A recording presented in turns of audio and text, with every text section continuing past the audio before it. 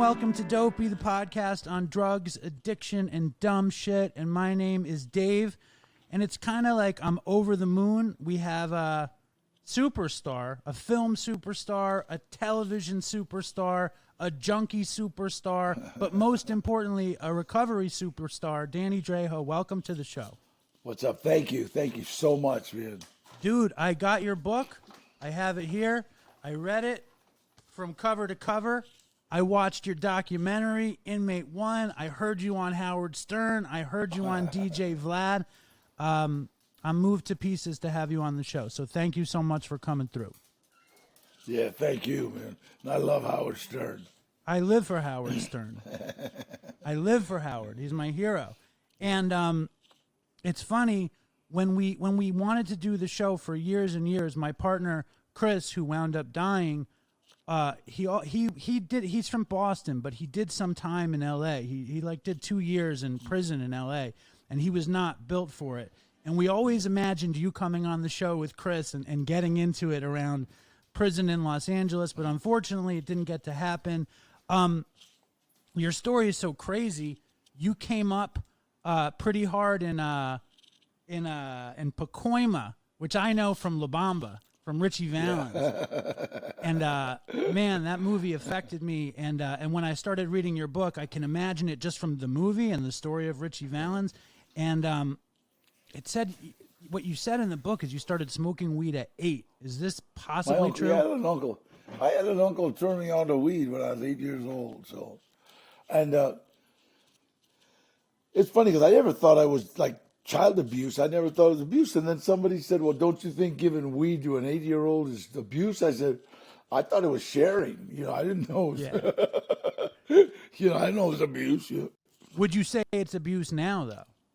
Absolutely. You know what I mean? Absolutely. But in his defense, everybody that starts smoking weed always turns on cats, dogs, little brothers. I mean, it's 9 times out of 10, if you've got an older sibling smoking weed, the younger one's going to start pretty quick, unless you do some serious dike stopping or something, Do you remember being 8 years old and getting high? Yeah, I went berserk. I remember my grandma was mad at me because I was, misbehaving. So she sent me out with my uncle they were out, him and 2 friends were out reading the Bible out in the front yard.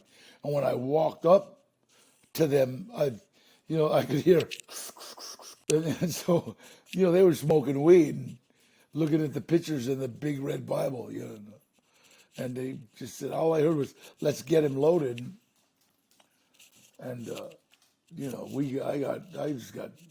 then I started screaming through the house, and it was, I got high.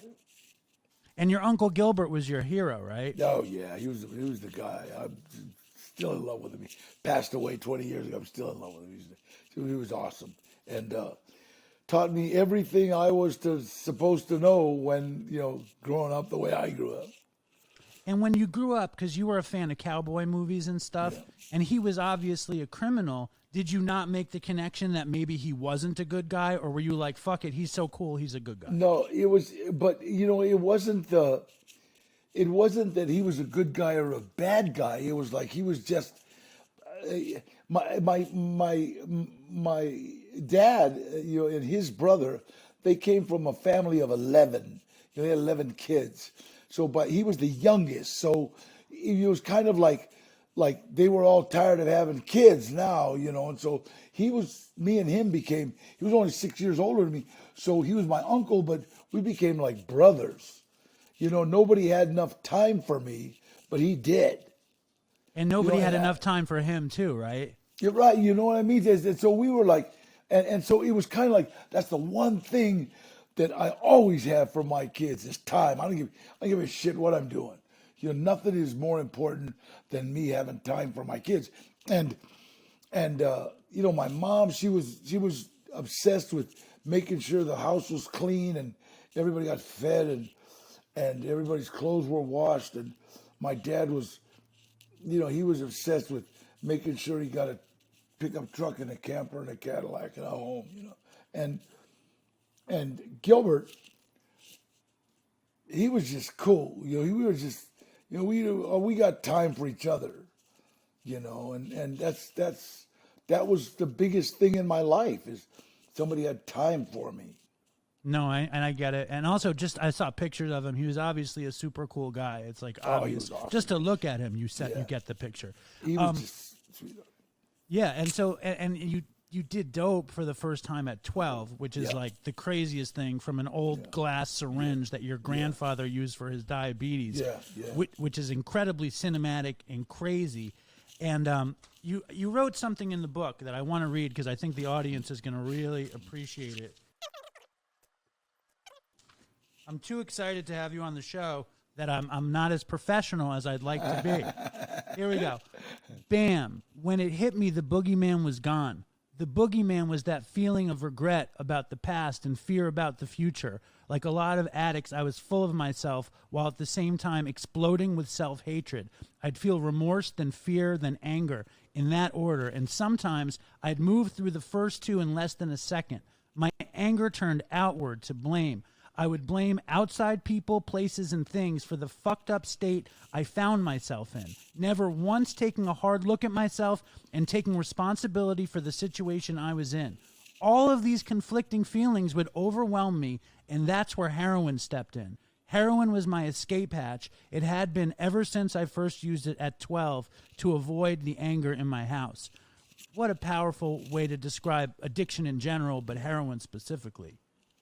My I had a really violent.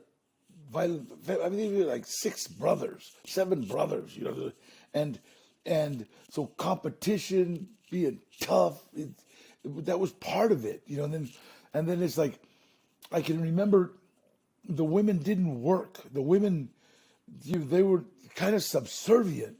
In fact, I can remember if your wife worked and we were at like a picnic or something, and I can remember the men going, Art, you want a beer? Oh no, wait, hold on. Hey Bonnie, can Art have a beer? Because she worked. You know what I mean? And I can remember the humiliation of, and it was like, I never understood it, but that was the way, that was the way things were. And my dad, I never thought my dad was abusive. I didn't know what abusive. I thought, him choking me was because I did something wrong. And so, was he abusive? No. He was just, because it wasn't, I don't know how to say it. It wasn't like I was the only kid that was being screamed at or grabbed, you know what I mean? That was. It was the time, but it was still abusive, right? Yeah, I know. I understand that, but I can remember when people said, were you ever abused? No. Well, no, my uncle shared his weed with me, But Howard, when you were on Howard was like, your dad beat you, you were abused, how could he do that? And you were trying to explain to Howard that was the way the time was. Yeah, that's, you screwed up, and that's what happens when you screw up, so I would much rather than my dad find out, I'd much rather the cops found out, and then you just go to jail. No, I get it. And I used heroin. When I read that passage in the book, I could really relate to it, because heroin was my escape hatch for fear and nervousness, and it gave me peace, and it gave me confidence, and it made me, I just wanted to not give a fuck. And heroin gave me the ability to not give a fuck. Yeah, it's heroin puts it in the right here, right now. That's it. That's all there is, and that's the way prison is. It's right here, right now, and whatever comes down is going to come down. You describe in the book really good about how you were addicted to drugs, and then you started doing robberies. And then you became addicted to the thrill of the robberies, which I love. Yeah. But was the robberies driven to support the drug habit, or was it just part of the culture? You know what? You lose sight of what it is. You don't know whether you're doing robberies to support your drug habit or drugs to support your robbery habit. My uncle died. It was so funny. I remember him when I was clean and sober. He came over to the house and he had like $8,000 in his pocket, and he did a robbery that netted him like $60. And it was like you just do it because the adrenaline has gone down. And professional criminals, that aren't drug addicts, they kind of plan things out and do this major thing. Drug addiction, it's out of necessity. It's right now. I need it right now. And I remember Eddie Bunker used to sell robberies. He would figure out a robbery and sell it to people, and that was like, people would get away with something like that, but just coming up and like, boom, right now, you don't know if the cops are passing by or not. You're still froze, Holmes. Am I frozen now? No, you're all right now. I was hoping you'd call me Holmes at some point. I was hoping it wasn't going to be, because I fucked up. I don't know why the technical shit is so bad. It's like, this was my big fantasy shit, and it's all fucked up. But that's about expectations, right? Yeah. That's the thing in my recovery now. My whole shit, my biggest problem is acceptance and expectations. I have to accept that this interview is all fucked up and that my expectations were off the charts and the gear is not cooperating. What's a sober way to think about this, Mr. Trejo? What do you think? I like the interview. I'm not fucked up. You're asking me the questions, I'm answering them. I just know it's going to come out awesome. That's a beautiful thing. Yeah. You wound up in jail, because that was another thing that I love that you wrote. Can I read you another thing that you wrote that I love? And you were basically, it was about how your Uncle Gilbert was mentoring you in the streets and how to carry yourself, and to be a criminal, to be a tough guy, to be a junkie, to be a drug addict, you had to know how to do some shit. And you're talking about the power of crazy.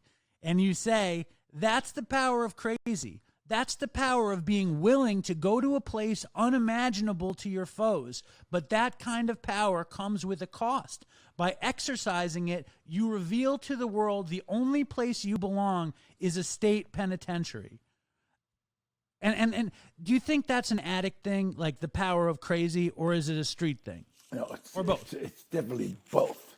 It's definitely both. If you're from the streets, you got to do what you got to do. And if you're an addict, you have to do what you have to do, and you have to get drugs or be sick.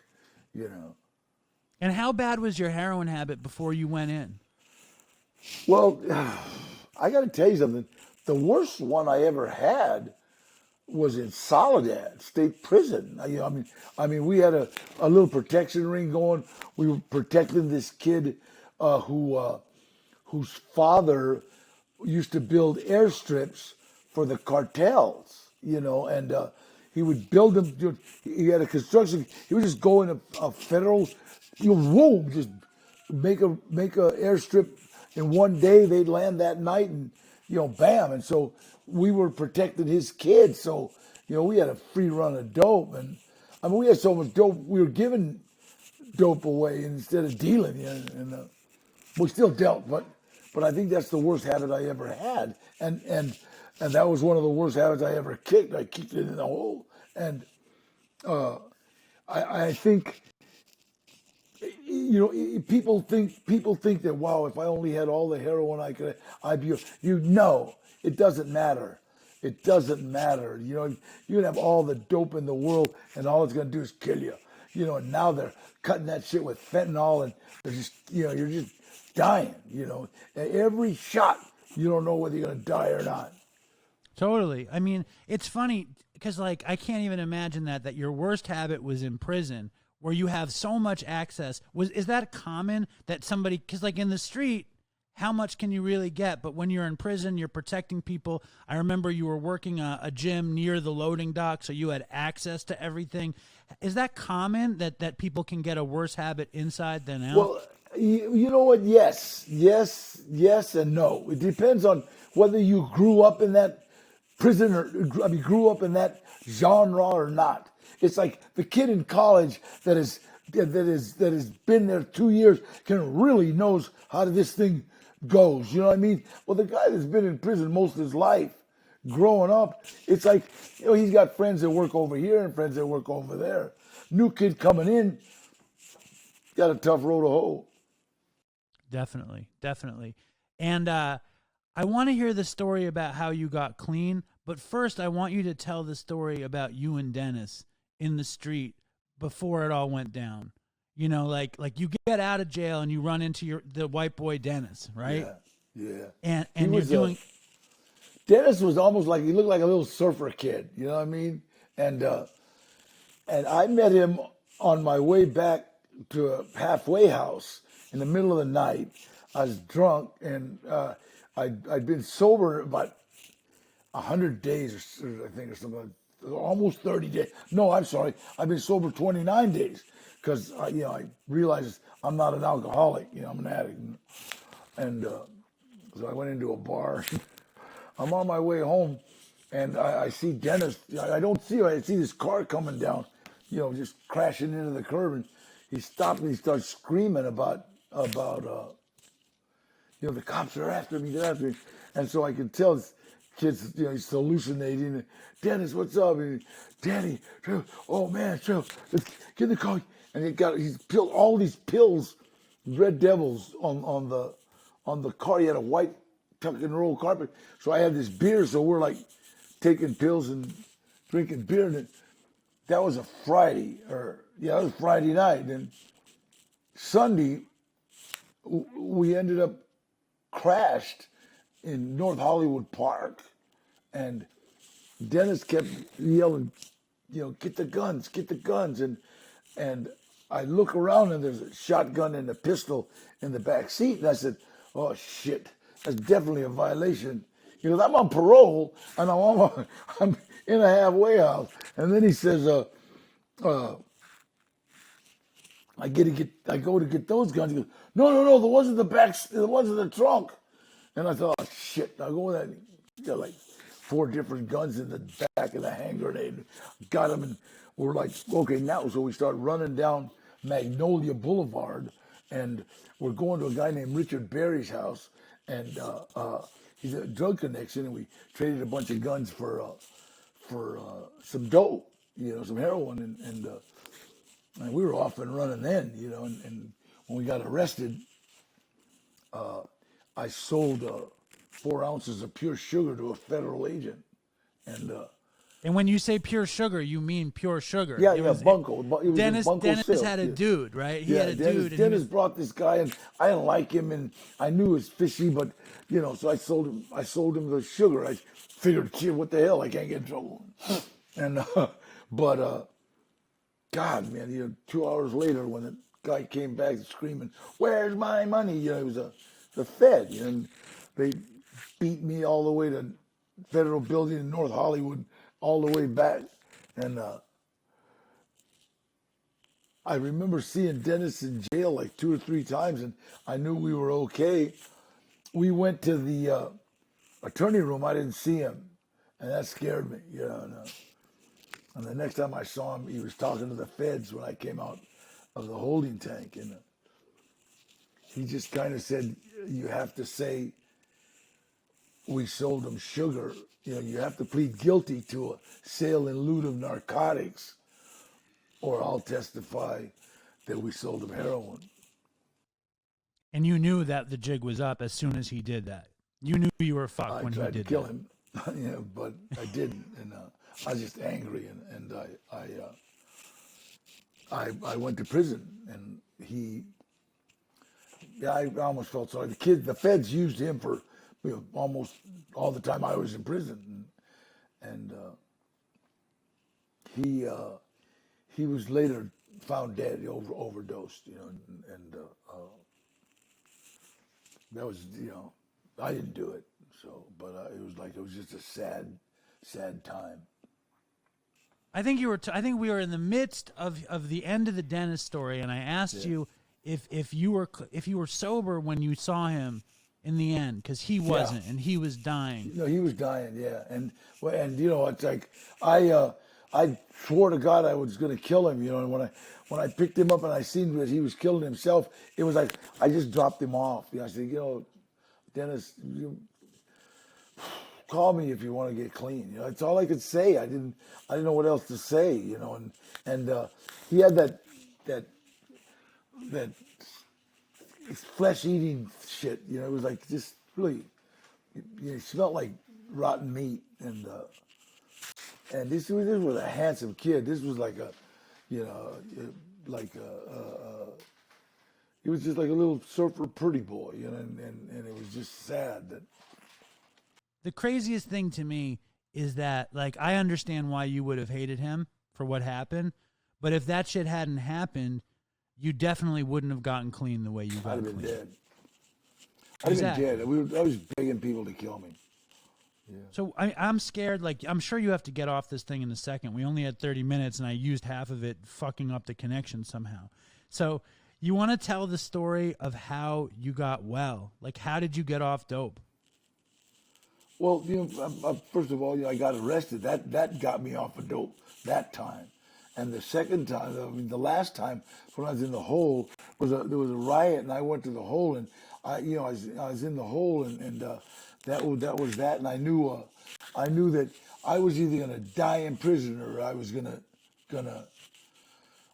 like stop drinking and using, and it was that simple. It's not like a big, you know. It's like we know dope is killing us. Dope is killing people around us. Drugs and alcohol are like ruining our entire existence, and until we get them out of our lives, it's going to be the same thing. I ended up in a 12-step program, and I got to say, is like that's what saved my life. I knew about it, and I refused to accept it. And you know, acceptance is the key to everything. So when I accepted the fact that I'm a drug addict, my life is unmanageable, I'm powerless over drugs and alcohol. When I accepted that, I was able to do something about it. And for me, it was the 12-step program of AA, the 12-step program of NA. It was believing in a higher power. I always kind of believed in God. I just thought he didn't like me, you know. And then when I finally found a God that I understood, one that wasn't full of hate and resentment, you know, one that really wanted me to win, you know, things started to change. This morning I went to a meeting. I went to a 12-step meeting this morning. Awesome. And we read the Daily Reflection, and the Daily Reflection was about how our actions ripple out into the universe. And obviously, since you've been doing this, your actions ripple out.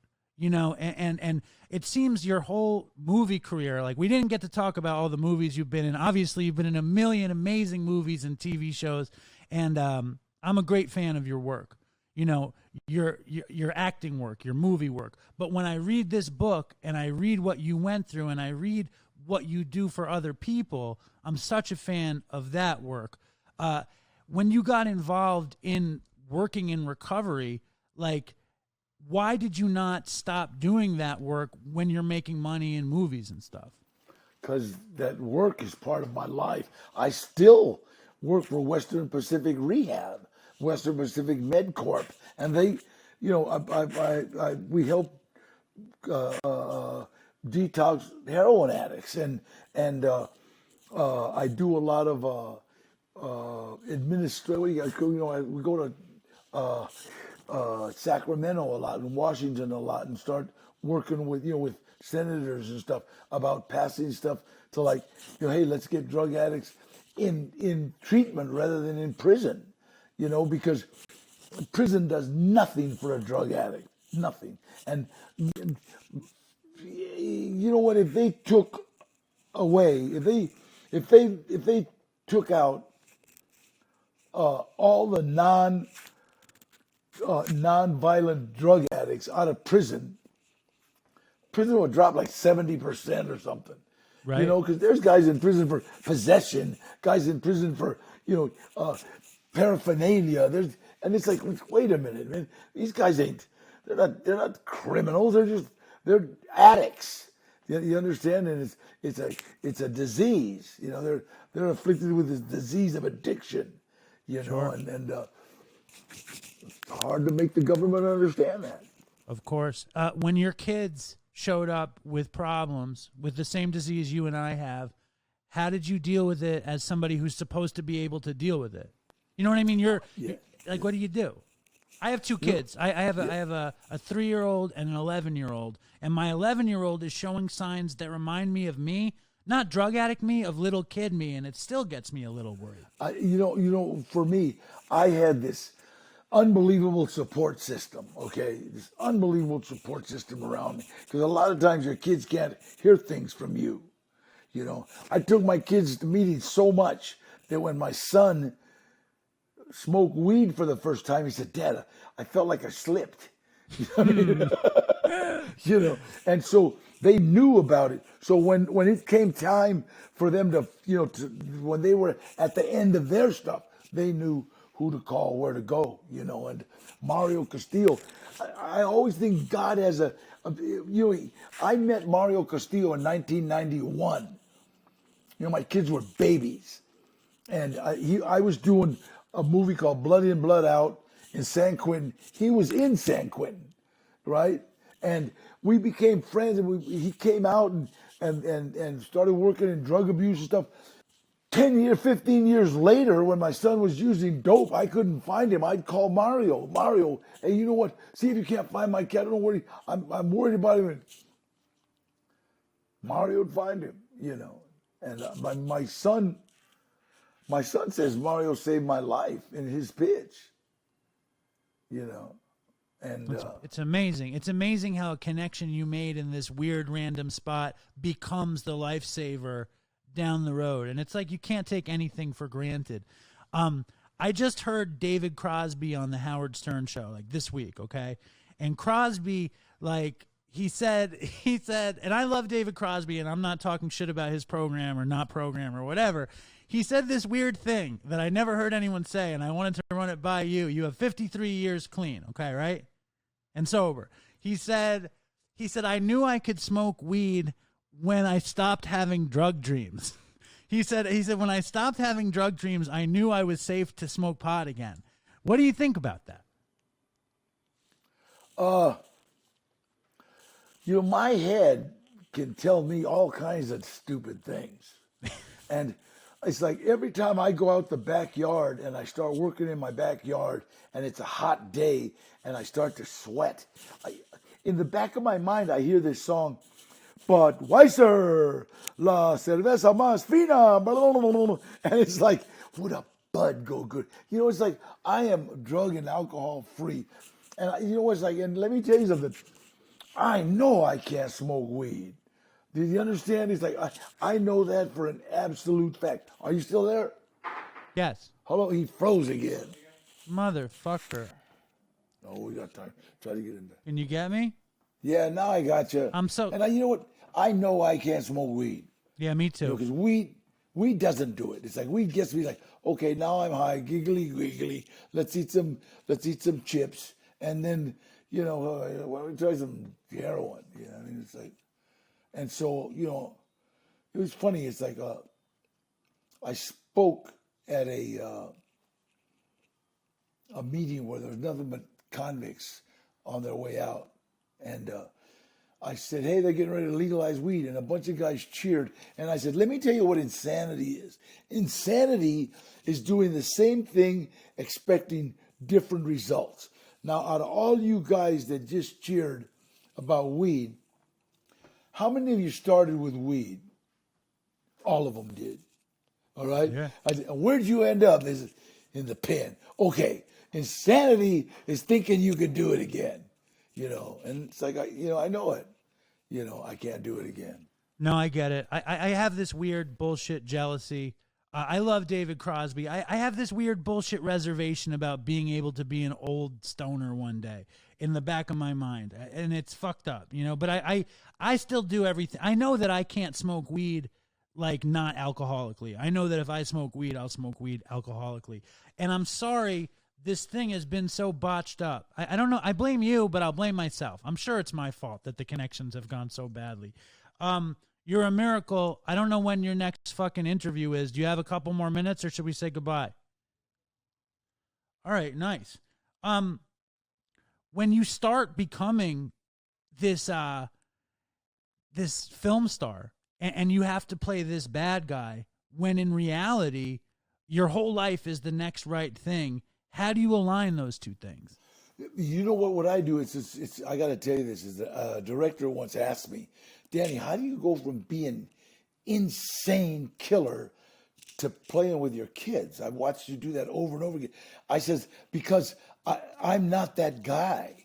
Do you understand? These guys are acting. You know, I've been there.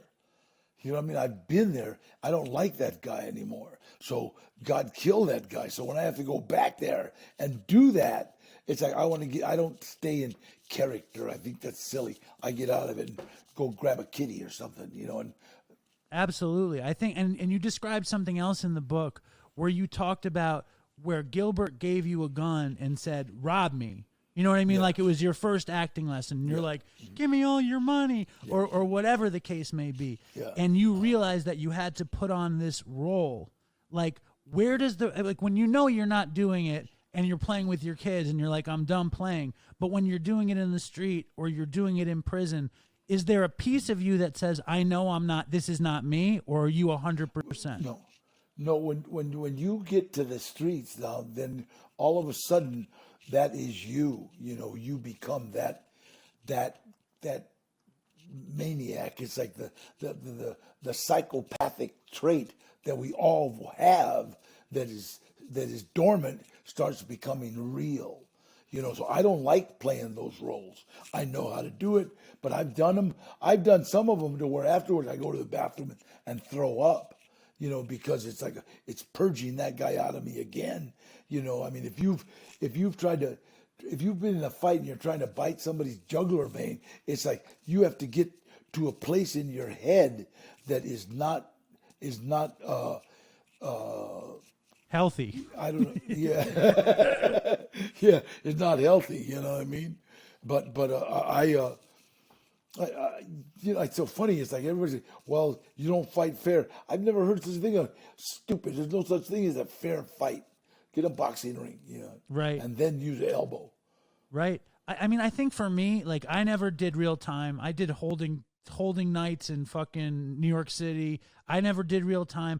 I was a terrible heroin addict, and I was a real, like, middle-class heroin addict. I would get someone to give me money, or I'd go steal something, and I never put myself in a situation that was like biting someone's jugular vein. And I always had it in the back of my head with, this is not right, this isn't going right. And when I finally got sober and I heard that word, the genuine self, your truest self is going to come out. When you heard that, was it like, holy shit, what a gift or whatever? Absolutely. I'm living a gift. I am living a gift. You understand? And that is so beautiful that this program has given me the gift of life. You know, to give me back. It's like, you know, it gave me a freedom that is, you know, unbelievable. How do you reconcile being the criminal, the enforcer guy, and then being the guy who gives back? Like in the beginning, like when you were so close to the other side of it, how did you reconcile the two? You have to. I mean, I made a deal, let me die with thee. I didn't make a deal to let me not get caught sneaking into my window and my parents, or I made a deal to let me die with dignity. You know, and I'll say your name every day, and I'll do whatever I can for my fellow man. And it's like I've held up to my deal, and he held up to his. I talked to God a couple of days ago, and I asked him, how am I doing? He said, you're almost out of hell, Danny. Keep it up. Nice. Bastard. And you're in when you're in that room and it says fuck God written in shit. Yeah. I mean, and can you still see it in your mind's eye? Absolutely. Absolutely. And it's like, I know how far I've come, and I know how far he's brought me, and I know how quick I can go back. Now, my audience is in love with drug addicts, ice cream, and tacos. And you happen to be a restaurateur renowned for tacos. And we got donuts and ice cream. And that's another thing that you say that I love when you talk about it's way easier to help somebody out with pancakes than with lectures. Is that how Absolutely. the Trejo restaurateur thing happened? 9 times out of 10, I go, hey, let's go eat. You know what I mean? Let's go eat, and we'll figure it out. And I think it's time I got to get going, man. But I just want to tell you, where are you at? I'm in New York. Hey, when you're in L.A., please look me up. Trejo's Cantina or Trejo's Tacos, and I'll take you to dinner. Oh, I'd love that. I will. I'm actually going to take you up on it, but thank you so much for your time. I really appreciate it, man. God bless you, man. Thank you. God bless you, Danny. Thank you so much.